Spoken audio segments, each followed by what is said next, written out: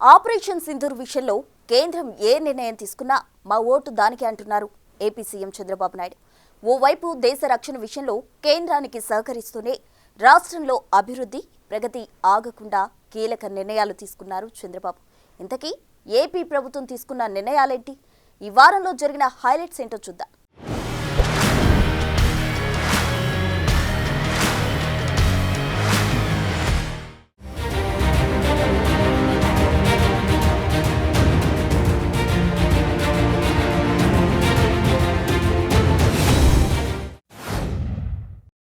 భారత్ పాకిస్తాన్ మధ్య ఉద్రిక్తతలు నెలకొన్న సమయంలో రాజ్భవన్లో శనివారం గవర్నర్ అబ్దుల్ నజీర్ ఆధ్వర్యంలో ఇంటర్ఫెయిత్ కార్యక్రమం జరిగింది.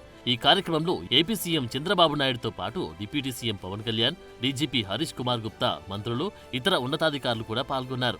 మనం ఏ పరిస్థితుల్లో ఉన్నా నేషన్ ఫస్ట్ అనే నినాదంతో దేశాన్ని కాపాడుకోవాల్సిన బాధ్యత అందరిపై ఉందన్నారు సీఎం చంద్రబాబు.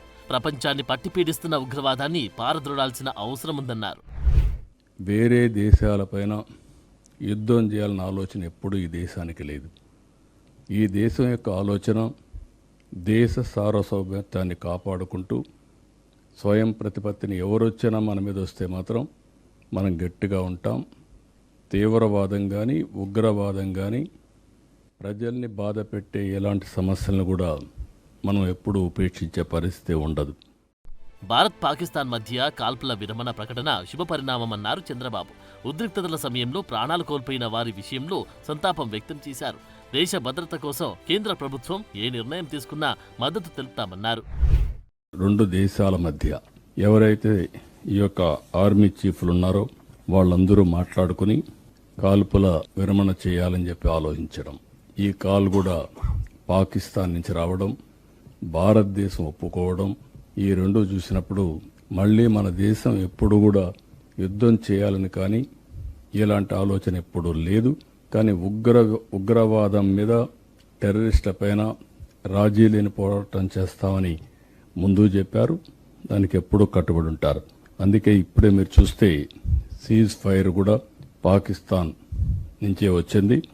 వాళ్ళు ఫోన్ చేసిన తర్వాత మన వాళ్ళు కూడా దీన్ని ఆమోదించే పరిస్థితికి వచ్చారు. దేశ సంరక్షణ కోసం ప్రాణాలర్పించిన అమరవీరుడు సైనికుడు మురళీ నాయక్ కు కర్నూలు ఎయిర్పోర్ట్లో ఏర్పాటు చేసిన ప్రత్యేక కార్యక్రమంలో సీఎం చంద్రబాబు ఘన నివాళులర్పించారు.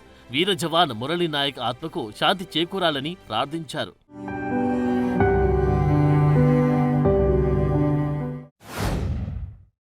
అనంతపురం జిల్లా ఉరవకొండ నియోజకవర్గం ఛాయాపురంలో ఆంధ్రనివా సుజల స్రవంతి పనులను సీఎం చంద్రబాబు పరిశీలించారు. క్షేత్రస్థాయిలో జరుగుతున్న పనుల గురించి అధికారులను అడిగి తెలుసుకున్నారు. ఆంధ్రనివా పనులపై అధికారులు ఏర్పాటు చేసిన ఫోటో ఎగ్జిబిషన్ను తిలకించారు. జూలై 10న ఆంధ్రనివా సుజల స్రవంతి ద్వారా నీటిని విడుదల చేయాలని అధికారులకు టార్గెట్ ఇచ్చారు.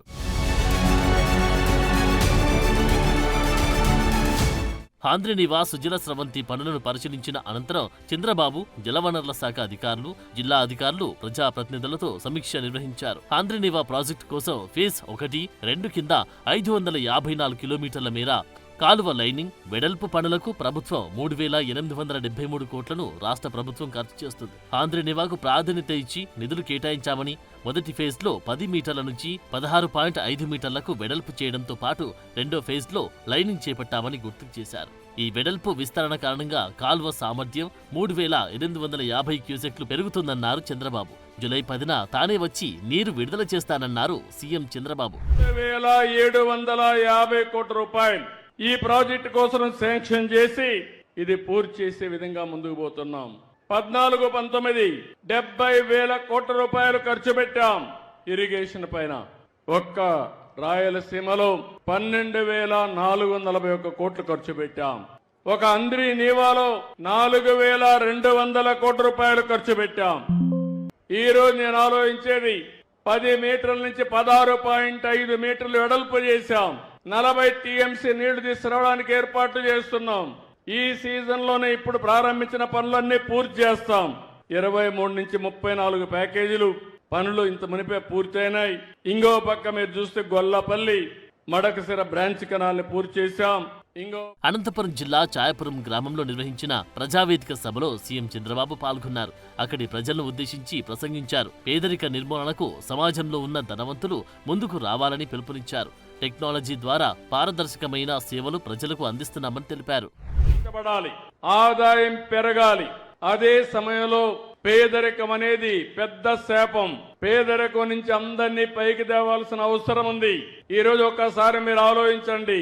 ఈ ఊరుంది, ఈ ఊరిలో కొంతమందికి భూములు ఉన్నాయి, కొంతమందికి చేతి వృత్తులే ఆధారంగా బతుకుతున్నారు, కొంతమందికి కూలి పని తప్ప వేరే పని లేకుండా కూలి పని ఉంటే కూలి పని చేస్తారు, లేకుంటే పస్తులుండే పరిస్థితి వస్తా ఉంది.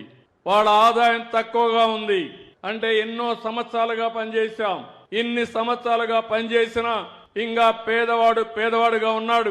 డబ్బులుండే వాళ్ళు మాత్రం ముందుకు పోగలుగుతున్నారు. ఇంకొక విషయం కూడా మీరు గుర్తుపెట్టుకోవాలి. ఆర్థిక సంస్కరణలు వచ్చాయి, రోడ్లు వేసాం, కరెంట్ వచ్చింది. ఈ రోజు ఇక్కడ చూస్తే విండ్ మిల్స్ వచ్చాయి, గాలిమరలు వచ్చాయి.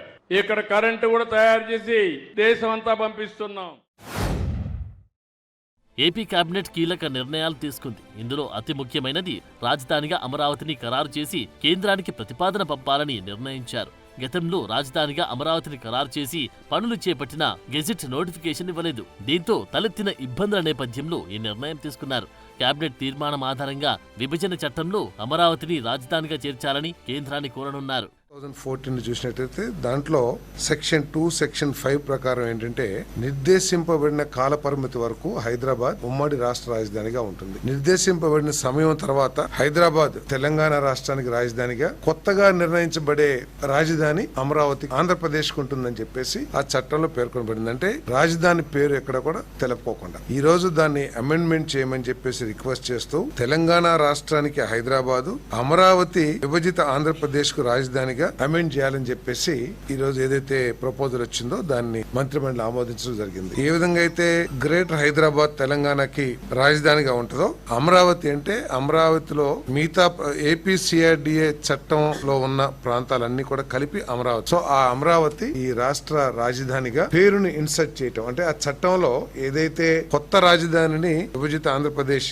ఏర్పాటు చేసుకుంటుంది, డిసైడ్ చేస్తుందని ఏదైతే ఉందో అక్కడ కొత్త రాజధాని కాకుండా Amaravati will be the capital of Andhra Pradesh అనేది ఇన్సర్ట్ చేయాలని చెప్పేసి రికమెండ్ చేయడం జరుగుతుంది. చట్టాన్ని ఆమోదించాలని చెప్పేసి. ఏపీలో వివిధ సంస్థలకు భూములు కేటాయింపు, రాజధాని అమరావతిలో ఇటీవలి కాలంలో సిఆర్డీఏ అథారిటీ సమావేశంలో భూముల కేటాయింపుపై కేబినెట్లో చర్చించారు. అలాగే గోదావరి బనకచర్ల ప్రాజెక్టును పూర్తి చేయాలని మంత్రులకు సీఎం చంద్రబాబు సూచించారు. ఈ ప్రాజెక్టు వలన ఎంతో ఉపయోగముందని మంత్రులకు ముఖ్యమంత్రి వివరించారు.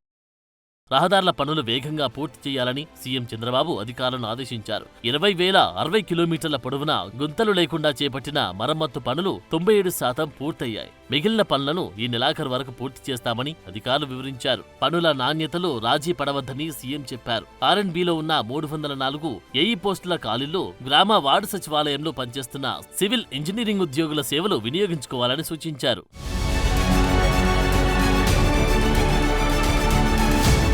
రేషన్ సరుకుల పంపిణీ, దీపం 2 పథకం అమలు, ధాన్యం సేకరణలో ఎక్కడా ఎలాంటి లోటుపాట్లు లేకుండా ఏర్పాటు చేయాలన్నారు సీఎం చంద్రబాబు. పౌర సరఫరాల శాఖపై సమీక్ష నిర్వహించారు.